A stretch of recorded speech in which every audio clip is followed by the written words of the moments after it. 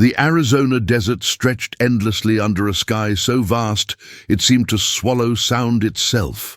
Evan Brooks pressed his forehead against the rental car window, watching the red rock formations blur past as Highway 191 cut through the Navajo Nation like a scar across ancient skin. It was late October 2025, and the afternoon sun painted everything in shades of copper and rust, beautiful in a way that felt almost hostile. He had been driving for 6 hours straight from Phoenix, his camera equipment rattling in the trunk with every pothole, his mind replaying the voicemail his father had left 3 years ago, just 2 weeks before the accident that killed him. "Evan, I need you to know I wasn't crazy. What I saw that night outside Chin Lee, it wasn't human. It looked at me with your mother's face, but it wasn't her. Promise me you'll remember that I wasn't crazy." His father, Officer David Brooks, had been a decorated cop for 23 years, rational to a fault, the kind of man who believed in evidence and procedure. But that voicemail, recorded at 3 in the morning with his voice shaking, had haunted Evan ever since. Now, at 28, Evan had quit his comfortable job at a Denver magazine to chase what everyone called his father's delusion. His editor had laughed when he pitched the story about Skinwalkers, those shape-shifting entities from Navajo legend that supposedly stalked the high desert, imitating human voices and wearing stolen faces. "You're going to write about monsters. Real journalism is dead," she'd said, but Evan didn't care anymore. This wasn't about journalism. This was about proving his father's sanity, about validating those final desperate words, about understanding what could drive a man to madness or what could be so terrifying that it appeared mad to describe it. He pulled into the parking lot of the Thunderbird Lodge in Chinle just as the sun began its descent, turning the sky violet and orange. The motel was small, its adobe-style walls weathered by decades of wind and sand, with a hand-painted sign that read, "Welcome, Ya-Ate," in fading letters. As Evan stepped out of the car, the temperature dropped immediately, that desert cold that arrived the moment the sun disappeared, sharp and unforgiving.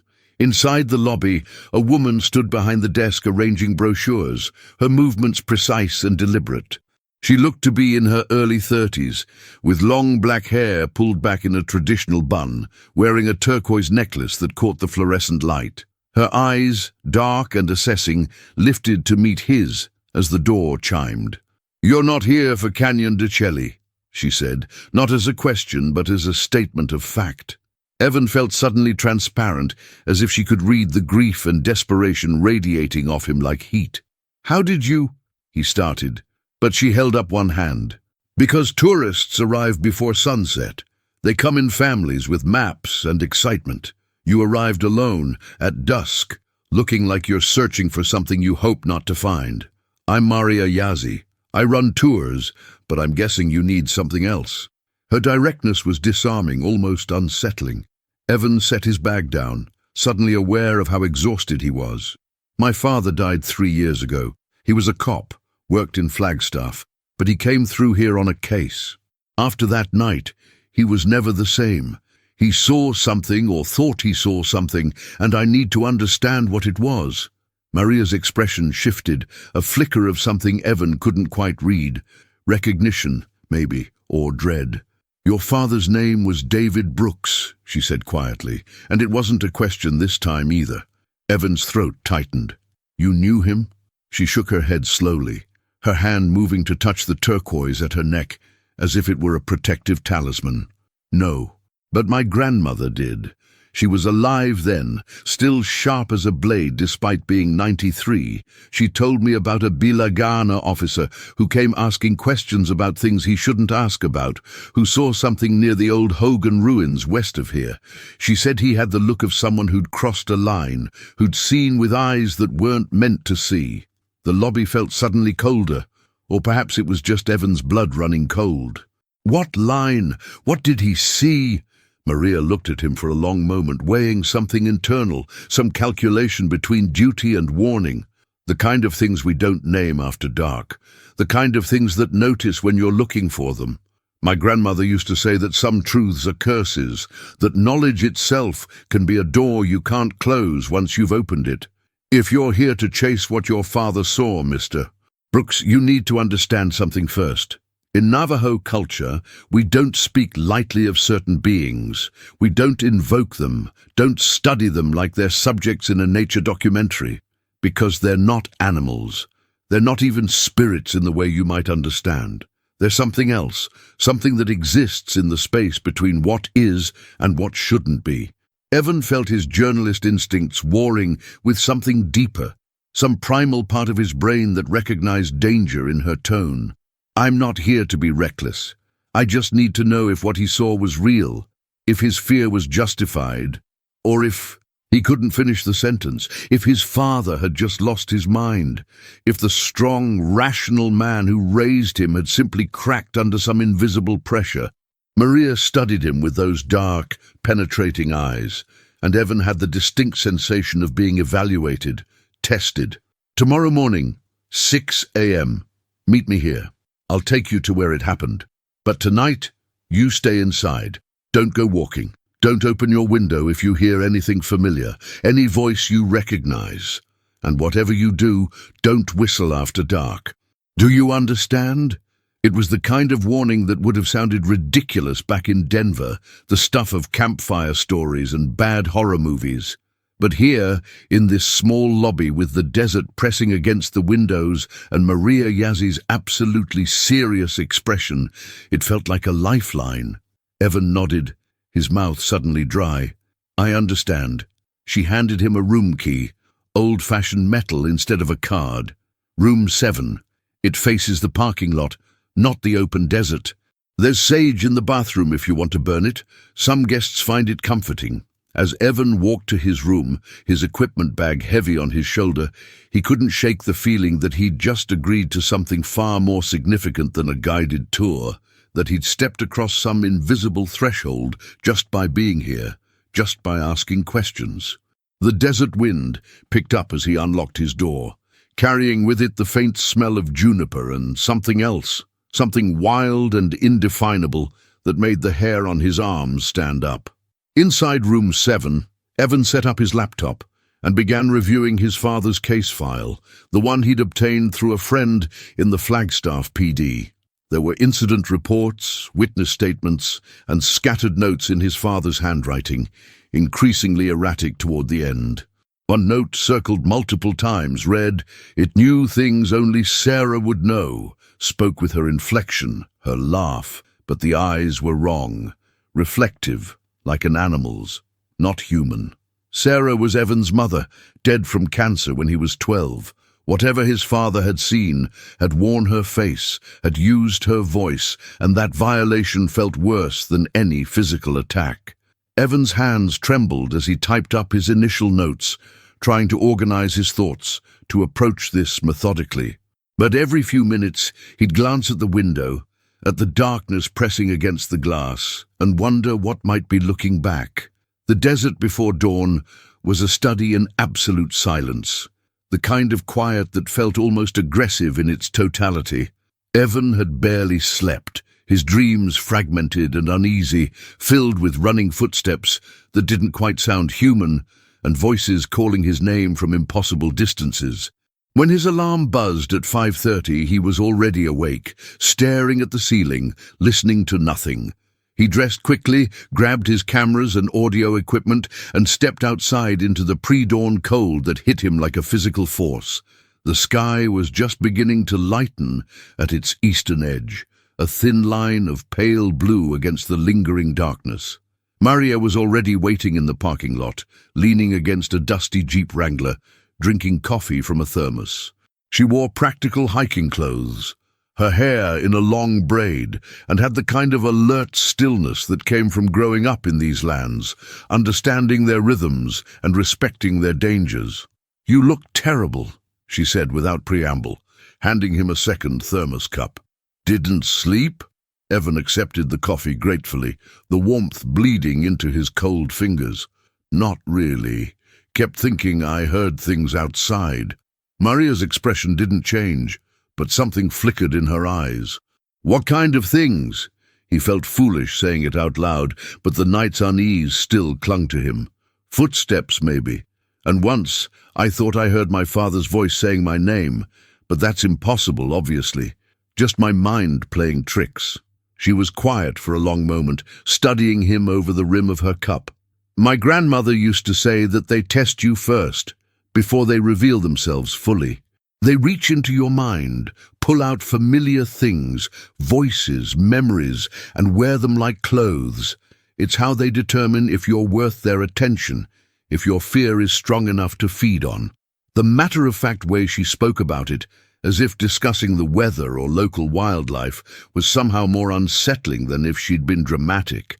Evan tried to smile, to treat it as metaphor or cultural storytelling, but the smile wouldn't come. You really believe they're real, not just legends. Maria climbed into the jeep, motioning for him to follow. Belief isn't the right word. I know they're real the same way I know the sun will rise. I've seen things, Mr. Brooks. Things that don't fit into your documentary cameras and rational explanations.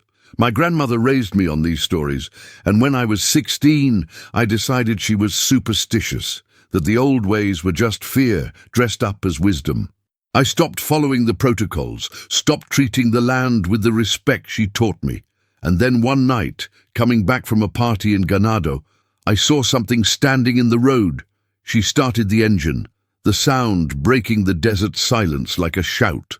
As they drove west out of Chinle, away from the main highway and onto increasingly rough dirt roads, she continued, her voice steady but carrying an undercurrent of remembered terror. It was shaped like a person, but the proportions were wrong, too tall, limbs too long, and it moved in this jerking, unnatural way, like stop-motion animation.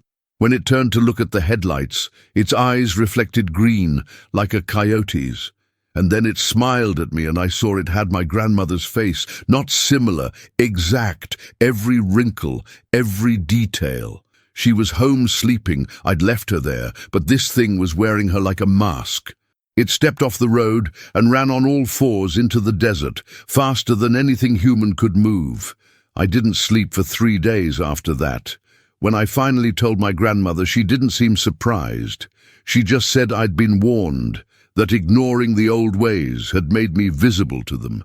Evan felt his journalist's skepticism battling with something else, something that recognized the authenticity in her voice, the way trauma sounds when it's real. He pulled out his audio recorder, setting it on the dashboard. "Can I record this?" Maria glanced at the device, then nodded slowly. "You can record my words. Whether the truth survives translation into your technology, I don't know. But yes." The landscape around them was growing more isolated, the road barely more than tire tracks through scrubland and red earth. Massive rock formations rose like ancient sentinels, their faces carved by millennia of wind into shapes that occasionally resembled faces or reaching hands. The sun was fully up now, turning everything golden and sharp-edged, beautiful and merciless. "We're going to the place your father's report mentioned," Maria said, her hands steady on the wheel as they bounced over rough terrain. "The old Hogan ruins. It's been abandoned for 40 years, ever since the family that lived there disappeared. Not moved away, disappeared. 3 people gone in one night, nothing left but some disturbed earth and tracks that started human and became something else." She paused, navigating around a large boulder. "The tribal police investigated, but they didn't find anything conclusive. Officially, it was filed as a missing persons case. Unofficially, everyone knew what happened, and nobody goes there anymore. Except your father did, because he was following up on a report of illegal poaching. He went there at dusk, which was his first mistake. They drove in silence for another 20 minutes, the landscape growing more desolate, more ancient feeling, as if they were traveling backward through time to a period when humans were new and uncertain in these lands. Finally, Maria slowed the jeep, pulling to a stop near a cluster of weathered structures barely visible against the rock face behind them. The Hogans were traditional Navajo dwellings, round with dome-like roofs, but these were in ruins, their walls partially collapsed, doorways gaping like empty mouths. The morning sun cast long shadows across the area, and despite the daylight, Something about the place felt wrong, felt watched. Evan stepped out of the jeep, his cameras already in hand, his professional instincts taking over even as his gut churned with unease. The air here smelled different, not just desert sage and dust, but something else, something organic and slightly rotten, like meat left too long in the sun. Maria stood beside him, her hand resting on the medicine pouch at her belt. "Your father came here alone at sunset. According to his report, he heard someone calling for help from inside the ruins. A woman's voice, speaking English, saying she was hurt. He went in to investigate, and that's when he saw it. The thing wearing your mother's face." Evan's chest tightened. "How do you know all this?" His report was vague, mostly redacted. She looked at him steadily. "Because 2 days after his encounter, he came back. He found my grandmother, asked her what he'd seen, begged her to explain it. She told him the truth, and he left looking like a man who'd lost his faith in reality itself. She said he kept asking if he was crazy, if his mind had broken, and she told him something worse, that he was perfectly sane, and that was the problem. Madness would have been easier to accept." They walked slowly toward the ruins, Evan filming everything, trying to keep his hands steady. The structures seemed to absorb the sunlight rather than reflect it, creating pockets of shadow that appeared deeper than they should be. As they approached the main hogan, the one with the most intact walls, Evan saw something that made him stop abruptly. Scratched into the stone doorway were symbols he didn't recognize, angular and deliberate, definitely not random erosion. Maria saw them too and inhaled sharply. Protection symbols. Someone tried to seal this place, tried to keep something in or keep something out. These weren't here 40 years ago when I was a child. Someone came back, someone who knew the old ways. Evan zoomed his camera in on the symbols, documenting them carefully. "What do they mean?" Before Maria could answer, a sound echoed from inside the dark hogan, a voice, clear and painfully familiar, speaking with the exact inflection Evan had heard thousands of times growing up. "Evan, is that you? I need help. Please, I'm hurt." It was his father's voice. Perfect, unmistakable, calling from the shadows with the same concerned tone he'd used when Evan was a child, afraid of the dark. Every logical part of Evan's brain screamed that this was impossible, that his father was 3 years dead, buried in a cemetery in Colorado. But the voice was so precisely right, so achingly familiar, that his body moved toward it automatically, his feet carrying him forward before his mind could protest. Maria's hand shot out, gripping his arm with surprising strength, yanking him backward. "No!" she hissed, her voice urgent and low. "That's not him. That's never him. Don't respond, don't acknowledge it, don't look directly at it." But Evan had already turned toward the darkness of the doorway, and in that moment, something shifted in the shadows. Something with eyes that reflected the morning sun, like mirrors, like an animal's, catching the light in a way human eyes never could. The thing in the doorway didn't move like a human being. It flowed, undulated, its form seeming to ripple at the edges, as if it couldn't quite hold the shape it was imitating. Evan stood frozen, his camera hanging uselessly at his side, every rational thought in his mind colliding with the impossible sight before him. The voice came again, his father's voice, but now that he was really listening, really paying attention with every sense heightened by adrenaline and terror, he could hear the wrongness underneath it, a slight echo, as if the sound was being produced by something that didn't quite understand how human vocal cords worked, that was mimicking the mechanics without comprehending the soul behind the sound. "Evan, please, I'm so cold. I've been waiting for you. Why did you take so long to come find me?" The words were right, emotionally manipulative in exactly the way his father would never be, and that wrongness snapped Evan out of his paralysis. Maria was pulling him backward, away from the hogan, her grip iron-strong despite her smaller frame. "Don't engage, don't respond. Move slowly, don't run," she whispered urgently, and Evan obeyed, his legs feeling disconnected from his body as they retreated step by step toward the jeep. The thing in the doorway emerged slightly, and Evan caught a better glimpse of it in the harsh morning light. It was tall, impossibly tall, bent at angles that suggested its spine was segmented differently than a human's. Its skin had a greyish quality, stretched too tight over bones that seemed to shift beneath the surface. But the face, God, the face was his father's, almost perfectly rendered except for those eyes, those terrible reflective eyes that belonged to something that hunted in darkness. "You came looking for truth, didn't you?" the thing said. And now the voice was changing, flickering between his father's tone and something else, something that sounded like rocks scraping together, like wind through a canyon, like no sound any living thing should make. You wanted to know if he was crazy. He wasn't. He saw me. He saw us. And now you've seen too, which means you're ours to watch, ours to visit, ours to call in the dark when you're alone and frightened. Maria pushed Evan harder now, urgency overriding caution. "Get in the jeep, now. Don't look back." But Evan, against every instinct of self-preservation, raised his camera, framing the shot, documenting the impossible. The thing tilted its head at an angle that would break a human neck, studying him with those alien eyes, and something that might have been amusement flickered across the stolen face. "You want evidence," it said, and its mouth moved wrong, the lips not quite syncing with the words like a badly dubbed film. "You want proof for your cameras and your recordings, your need to make sense of what doesn't fit in your small, rational world. But evidence requires witnesses who will believe you. And who will believe this? Who will look at your footage and see anything but tricks, manipulations, the desperate fabrications of a grieving son who can't accept that his father went mad?" The thing was right, Evan realized, with a sinking horror. Even as he filmed, even as his camera captured this nightmare in high definition, he knew that no one would believe it.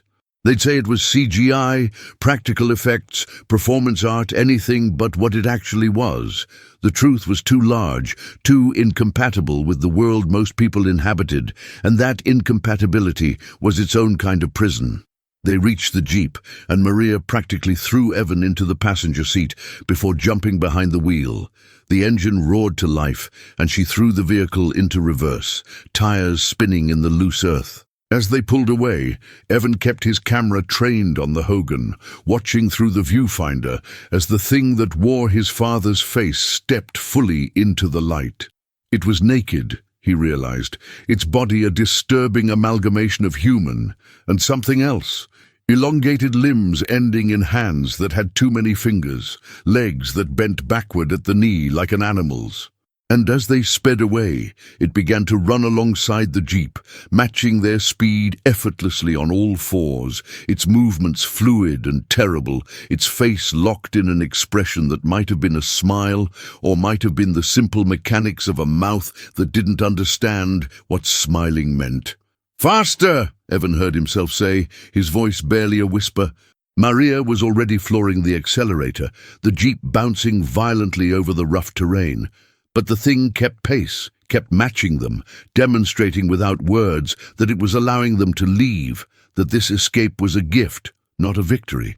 Then, as abruptly as it had appeared, it stopped, standing in the middle of the desert, watching them go with those reflective eyes that caught the sun like mirrors. Evan watched through the rear window until it was nothing but a distant speck against the red earth. And even then, he felt its gaze on him, a weight that didn't lift, even when it disappeared from view. They drove in absolute silence for 20 minutes, neither of them speaking, both processing what they'd just experienced. Finally, when they were back on the paved road, when civilization in the form of telephone poles and road signs began to reappear, Maria pulled over and cut the engine. Her hands were shaking on the steering wheel, Evan noticed, shaking badly. "I'm sorry," she said, her voice rough. "I thought daylight would protect us, thought it wouldn't show itself so directly. I was wrong. They're bolder than they used to be, or maybe hungrier." Evan stared at his camera, at the footage he'd captured, and felt a wave of nausea wash over him. "What the hell was that? I mean, I know what the legends say, but what is it really? Where did it come from?" Maria turned to look at him, and her eyes were bright with unshed tears, with the weight of knowledge she'd carried her whole life. "We don't know the origin. The stories say they were once medicine people who broke sacred laws, who used their power for harm instead of healing, and as punishment they were twisted into something else, something that exists between human and animal, between the living and the dead. They can take forms, wear skins, mimic voices. They're drawn to fear, to obsession, to people who are searching for them. And once you've seen one, really seen one, you're marked. They'll know you. They'll visit you in your dreams, call to you from the darkness, test you to see if your sanity will break." Evan felt his stomach drop. "So my father, after he saw it, it never left him alone." She nodded slowly. "The encounter changes you. Some people retreat into denial, convince themselves it was hallucination or stress. Others become obsessed, like you're becoming, need to understand and document and prove. But the thing is, Mr. Brooks, they don't want to be proven. They exist in the space of doubt, in the gap between knowing and not knowing. Evidence threatens that existence, which is why they play games with it, why they'll show themselves to cameras, but in ways that can always be explained away. They're intelligent, far more intelligent than most people realize." Evan reviewed the footage on his camera's small screen, and his blood ran cold. The thing was there, clearly visible, its inhuman movements captured in perfect detail. But even as he watched, he could see how someone skeptical would dismiss it. The lighting could be questioned, the jerky movements attributed to frame rate issues, the face explained as uncanny valley prosthetics. The thing had posed for him, had given him evidence that was simultaneously undeniable and completely deniable. It was maddening. "What do I do now?" he asked, and he hated how small his voice sounded. How much like a frightened child he felt. Maria started the engine again, pulling back onto the road. "You have choices. You can leave, go back to Denver, try to forget this happened, though I'll tell you now that forgetting won't be possible. It'll follow you in dreams, in peripheral vision, in sounds that might be imagination or might not be. Or you can stay, try to learn more, but understand that learning comes with a price. Every question you ask, every bit of evidence you gather, you're inviting them deeper into your life. My grandmother used to say that skinwalkers are like doors. Once you open them, closing them again requires sacrifice." The rest of the drive back to Chinley passed in tense silence, both of them lost in their own thoughts, processing the impossible thing they'd witnessed. When they pulled into the Thunderbird Lodge parking lot, the ordinary world of tourists and traffic and daily life felt surreal, like a stage set that might collapse at any moment to reveal something darker underneath. Evan gathered his equipment, his mind already racing with what to do next, how to process this, whether to even try. As he opened the door to leave, Maria spoke again. "Tonight, stay inside again. Keep sage burning. And Mr. Brooks, your father wasn't crazy. But knowing that doesn't make it better, does it?" She was right. Knowing the truth, having confirmation that his father's terror was justified, was somehow worse than thinking he'd lost his mind. Because madness was an individual affliction, something that could be treated or managed. But this was reality itself being wrong. The world containing horrors that shouldn't exist but did. And that knowledge was its own kind of madness, one that couldn't be cured because it was based in truth. Evan spent the rest of that day in his room, reviewing footage, taking notes, trying to approach the experience methodologically, even as his hands shook and his mind recoiled. The thing had known his father's voice perfectly, had worn his face, had used memories and love as weapons. And now it knew Evan too, had marked him, had promised in its own terrible way that this wasn't over. The nights that followed were worse than Evan could have imagined. On the third night after the encounter, he woke at 3 a.m. to the sound of scratching at his window, methodical and patient, like something with claws testing the glass for weakness. He lay frozen in bed, his rational mind insisting it was branches or desert wind, while his body flooded with adrenaline, knowing instinctively that no branch moved with such deliberate intent. The scratching continued for 5 minutes, then stopped. In the silence that followed, he heard his mother's voice, clear as day, singing the lullaby she used to sing when he was small. "Hush, little baby, don't say a word." The voice came from just outside the window, and despite every warning Maria had given him, despite knowing exactly what this was, Evan found himself sitting up, looking toward the curtained glass, some deep part of his psyche unable to resist the comfort of that familiar sound, even knowing it was a lie. He never opened the curtain, but he sat there until dawn, listening to the thing outside cycle through voices, his father, his mother, his college girlfriend, his best friend from childhood, each one perfect, each one calling his name with increasing urgency. By the time the sun rose, Evan was exhausted but determined. He called Maria, and they met at a small diner on the edge of town, a place where Navajo elders drank coffee and spoke in hushed dîner bizarre, where the walls were covered in faded photographs of canyon landscapes and rodeo champions from decades past. Maria arrived looking as tired as he felt, dark circles under her eyes. "It visited you," she said, not a question. Evan nodded, stirring sugar into coffee he didn't want. All night, different voices.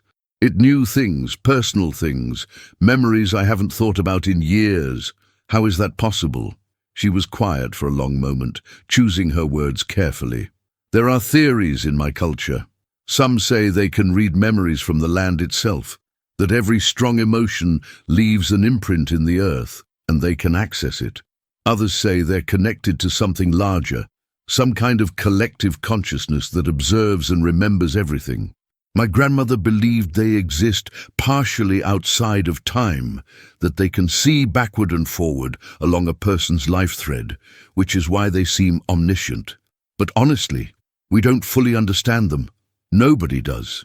Evan pulled out his laptop, showing her the enhanced footage he'd been working on, frame-by-frame analysis of the thing's movements, measurements that proved the proportions were physiologically impossible for any human.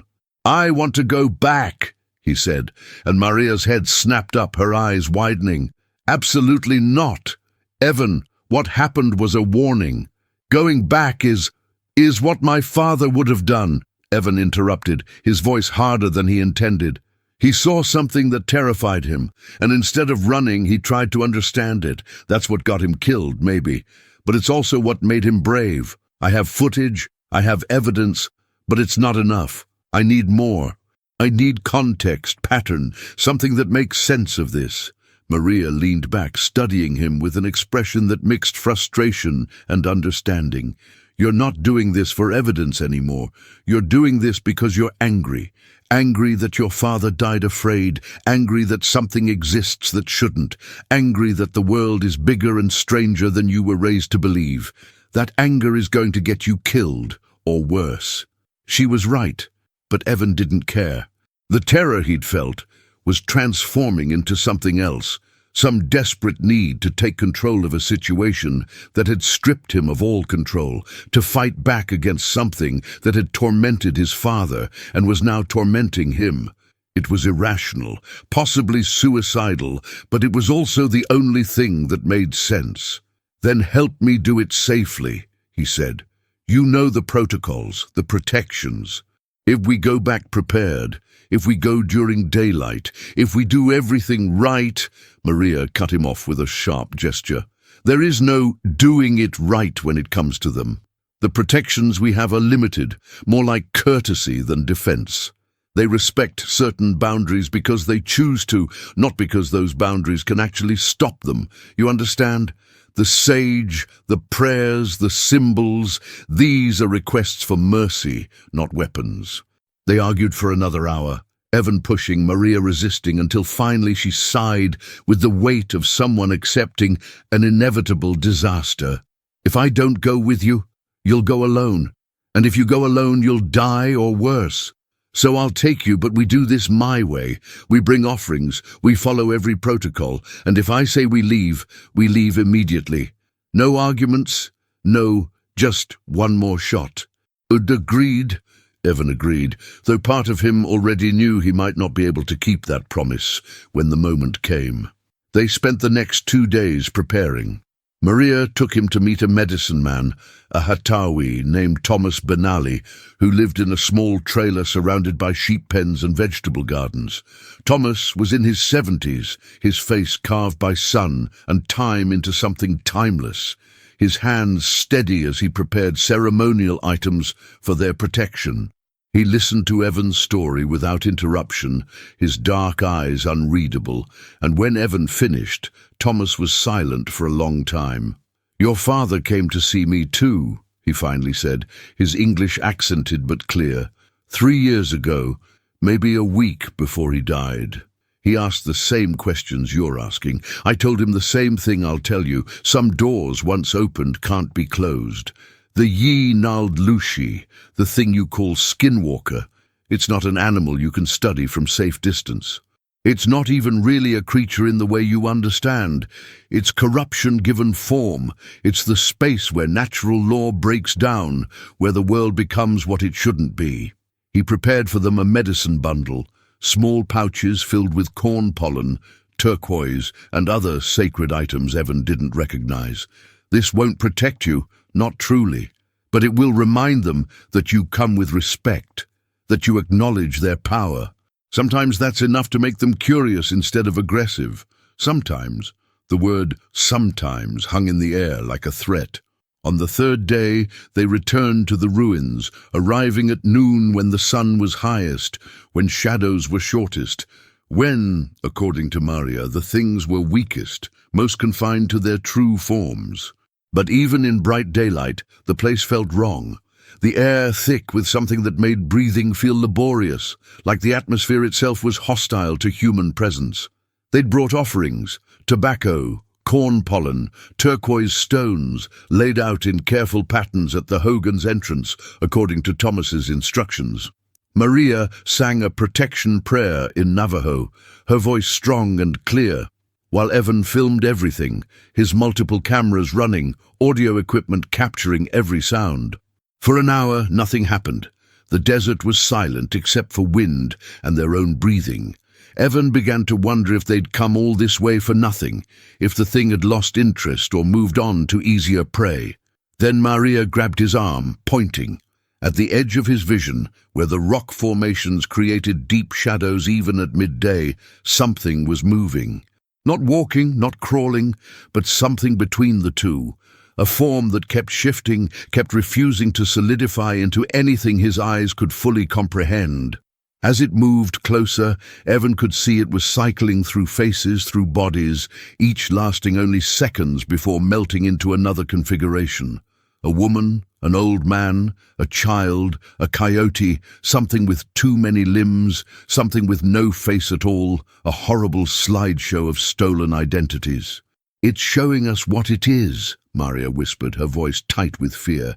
"Usually they hide, pretend to be one thing, but it's showing us the truth, all the forms at once. That's either a great honor or a terrible threat." The thing stopped about 50 feet away and finally settled on a form that made Evan's camera nearly slip from his hands. It took the shape of Evan himself, perfect in every detail, wearing the same clothes he wore now, holding the same camera. The duplicate smiled at him, and when it spoke, it used his own voice, his own inflection, but the words were wrong. "This is what you wanted, isn't it? To see, to understand, to have proof that the impossible exists. But now that you have it, what will you do? Show the world and be called a fraud? Keep it secret and go mad with the knowledge? Tell me, Evan Brooks, what was the point of all this searching, if the answer just makes more questions?" The thing that looked like him began to walk closer, and Maria pulled Evan backward. "Don't let it touch you. Don't let it make physical contact. That's how they take. They touch and they pull out pieces of you, memories, emotions, dreams. You won't die, but you'll be empty afterward, hollow." But Evan didn't retreat. Something in him had broken, or maybe crystallized, some realization about what his father must have felt in this moment, this terrible clarity that came from seeing your worst fears confirmed. "Why, my father?" he shouted, his voice cracking. "Why did you torment him? Why wear my mother's face? What did he ever do to you?" The duplicate tilted its head, that smile never wavering. "He asked questions. He came to places he wasn't invited. He looked when he should have turned away, just like you're doing now. Just like all of you do, you seekers, you need-to-know types. You're the ones who invite us in, who give us permission by your curiosity, by your refusal to accept mystery. We don't hunt the innocent or the accepting. We hunt the seekers, because you're the ones who've already opened the door." It was circling them now, and Evan could see other forms moving in the peripheral shadows, more of them, drawn by the confrontation or maybe present all along. "Your father died in a car accident," the duplicate said conversationally, casually, as if discussing weather. "Drove off a cliff on Highway 89, no explanation, no mechanical failure. The official report called it falling asleep at the wheel. But you've always wondered, haven't you? Wondered if something was in the car with him, if he saw something in the rearview mirror, heard something that made him swerve." Evan felt his knees weaken, felt the truth of it settling in his bones. The thing knew.